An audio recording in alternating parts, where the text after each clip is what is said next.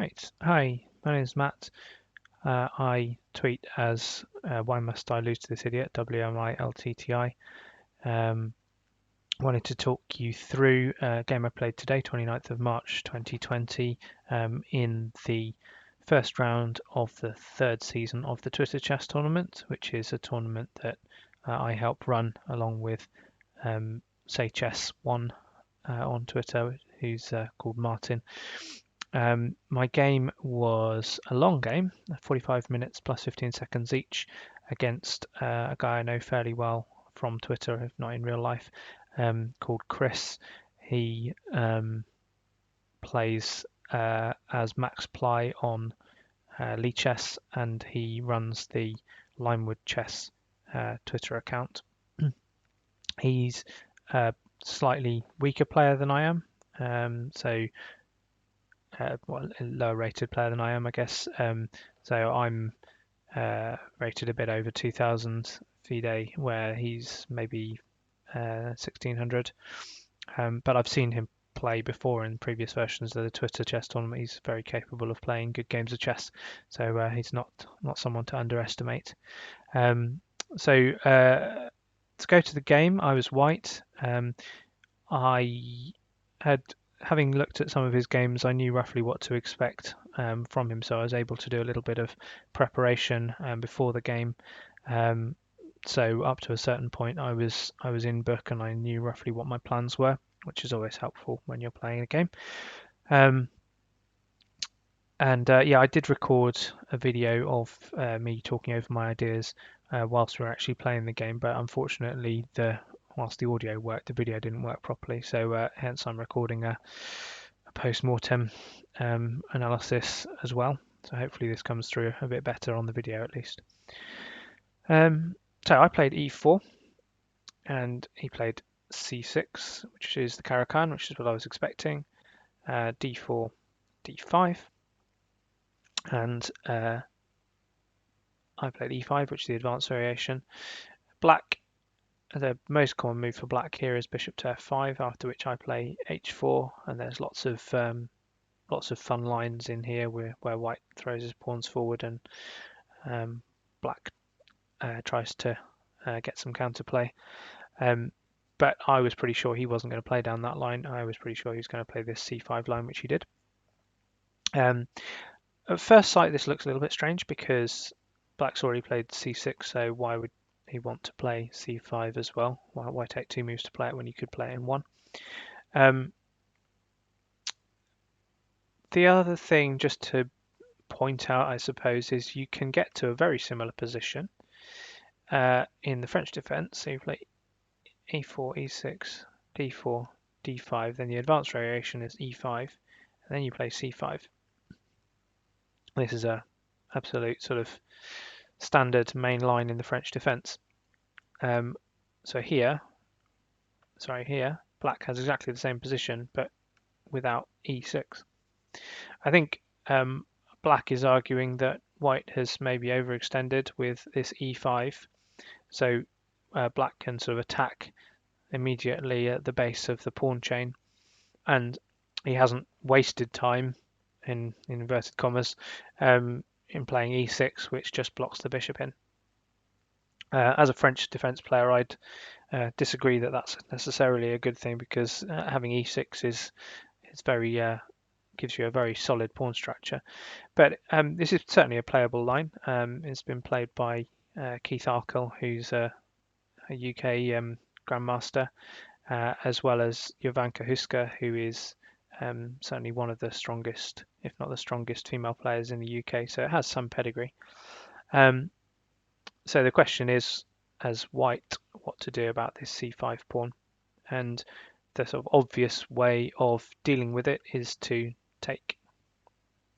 Again, there are two lines here. I was expecting the line that Chris played, but the alternative, the main alternative, is knight to c6, threatening this pawn here. But I was expecting e6, and it appeared on the board. So black has sacrificed this c5 pawn, but is immediately going to look at taking it back.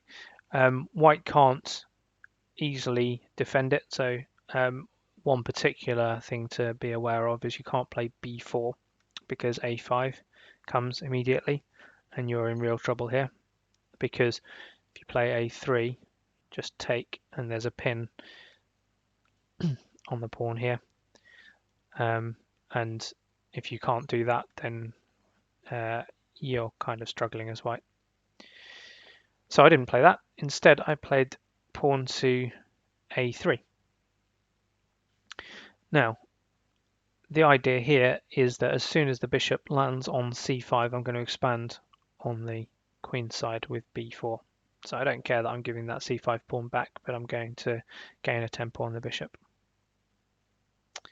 So bishop c5 again. Here instead of bishop c5, black can play knight c6, but after knight f3 it tends to transpose to the same line as what we were seeing in the game. Bishop c5, b4, bishop e6, knight f3. Just to point out here really that white's got a space advantage, so you've got this e5 pawn against this e6 pawn, and this bishop is trapped for the time being behind it. But that e5 pawn can potentially be weak because there's nothing really to defend it. So you need to defend it somehow with your pieces, and black's going to put his knight to here and his other knight to here to try and attack this e5 pawn. But there's plenty of ways to defend it for white, so you're not in any trouble right away, certainly.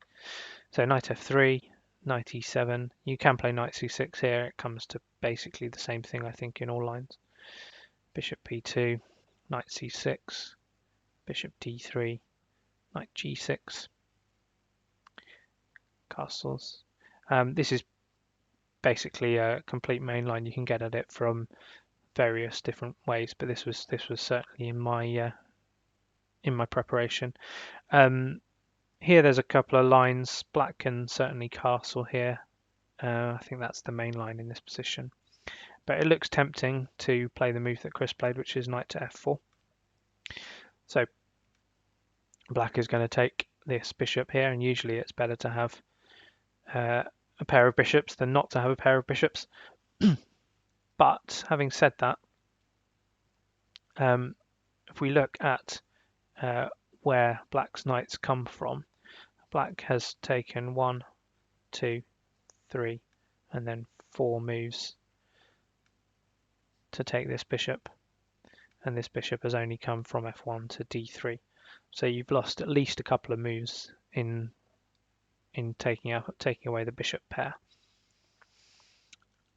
So actually, knight f4, whilst you wouldn't normally want to lose the bishop, it's not as scary as it might be because it's taken so much time to get there. And actually, this bishop here is kind of blocked in by its own pawns, like in the French defense, really.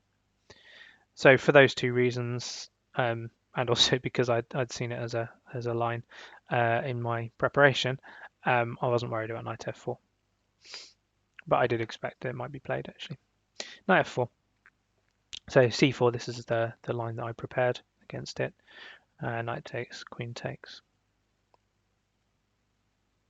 So we can see that white has a serious space advantage, and black's going to take a while to sort this bishop and this rook out. So yeah, white is, for preference, yeah, a little bit better. Pawn takes, queen takes. Castles, this is all fine. Knight here, knight c3. Again, this was part of my preparation, and Chris's next move was the first move that took me out of book. The line that I'd seen in my prep was this knight to d4. The line here is given as knight takes, queen to e2, queen to h4, and then rook to d1. And again, white's a bit better here because mainly this bishop is really going to struggle to get out anytime soon, because you can't play bishop d7 because of the rook on the d file, and you can't play b6 because there's a bishop sat there. So yeah, white's for preference, but game continues. Chris played queen to e7, and I played rook to d1, going for this open file. I did consider other moves. I think my general plan was rook d1, rook c1, queen e2, defending this f2 pawn. Got all my pieces in good places, then maybe bring the knight into d6 and see where we go from there. A lot of moves ahead, but that was my general plan. I just like white here. A bit of a space advantage, feels nice. Chris played rook to d8 to challenge the rook on the open file, and yeah, I didn't actually think for very long about this, but I just took it off. I thought, well, actually this feels like the way forward, because I'm swapping off one of his only active pieces. He's still going to struggle to get this bishop out. Two moves I considered in this position. I considered rook d1 and I considered knight e4. I ended up landing on knight e4. My thinking was that I want to stop the bishop from coming to e7. If I play rook d1, bishop can come to e7 here, I think. Then I play maybe knight e4, and then he's maybe got rook c8.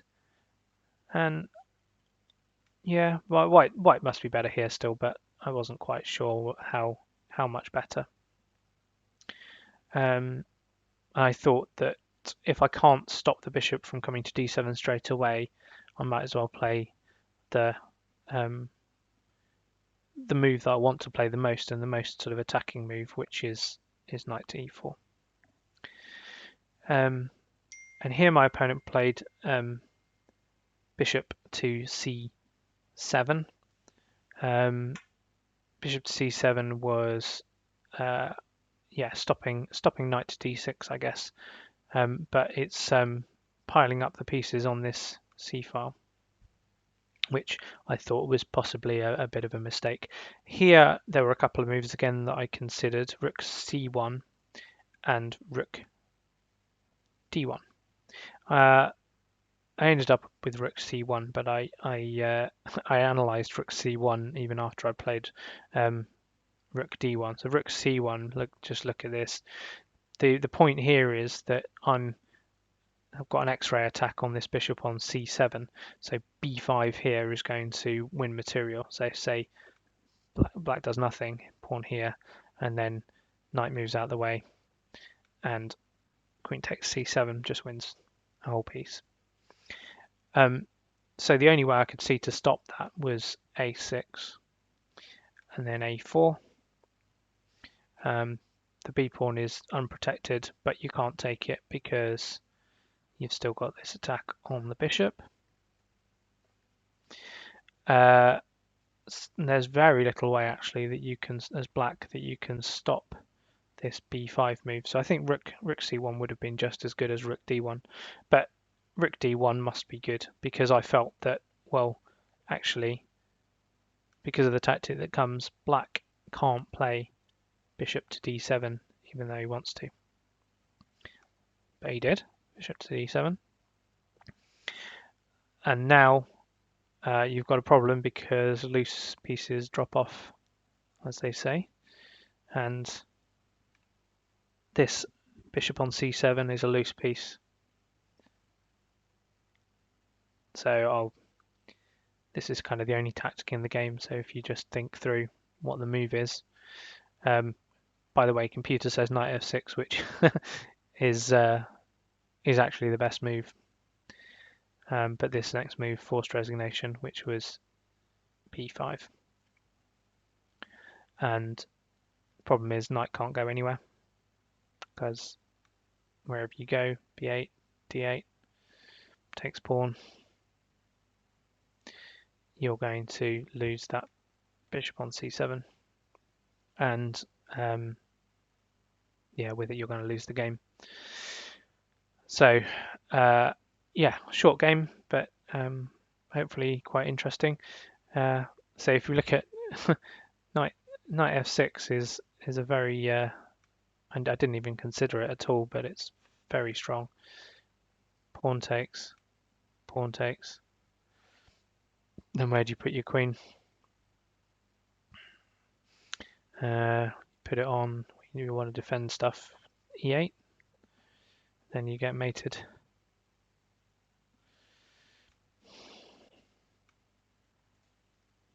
But yeah, b5. b5 was good enough. So yeah, thanks for watching. Hope it was useful. Let me know if you've got any questions. Cheers.